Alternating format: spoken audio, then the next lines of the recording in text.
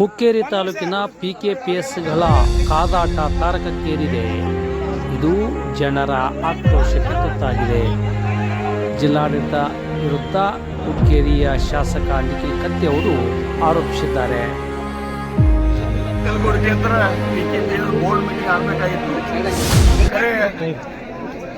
ಜನ ಆಕ್ರೋಶದಿಂದ ಸ್ವಲ್ಪ ಗಾಡಿಗಳು ಜಖಂ ಮಾಡಿ ಇವತ್ತು ಈ ಬೋರ್ಡ್ ಮೀಟಿಂಗನ್ನ ಮುಂದೆ ಹಾಕಿದ್ದಾರೆ.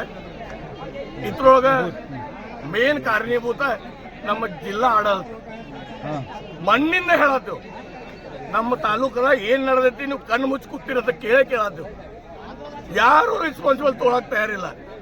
ಇವತ್ತು ನಿಮ್ಮ ಮಾಧ್ಯಮ ಮುಖಾಂತರ ಹೇಳಕ್ ಇಚ್ಛೆ ಬಿಡ್ತೀನಿ, ಈ ರಾಜ್ಯ ಸರ್ಕಾರ ಐತೋ ಸತ್ತೈತೋ ನೀವು ವಿಚಾರ ಮಾಡಿ.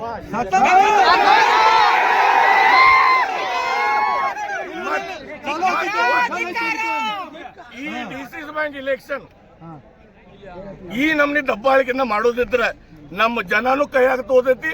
ನಿಮ್ಮ ಜಿಲ್ಲಾ ಆಡಳಿತ ಏನ್ ಮಾಡ್ತೈತಿ ನೋಡಕ್ ನಾವು ಗಟ್ಟಿದವು.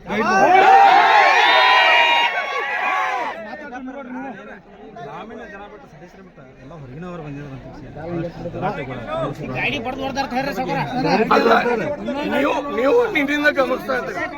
ಬಸ್ತವಾಡದಾಗ ಏನಾಯ್ತು, ಗೌಡವಾಡದಾಗ ಏನಾಯ್ತು, ನೀವು ಎಲ್ಲರೂ ನೋಡತ್ತೀರಿ, ಮಾಧ್ಯಮ ಮಿತ್ರರು ನೋಡತ್ತೀರಿ. ಮದೇಳೆಗೂ ಆಯ್ತು. ಜಿಲ್ಲಾ ಆಡಳಿತ ಕಣ್ಣು ಮುಚ್ಚಿ ಕೂತ್ರೆ ಹೆಂಗ್ ಡೆಮೋಕ್ರಸಿ ನಡೆಯುತ್ತೆ?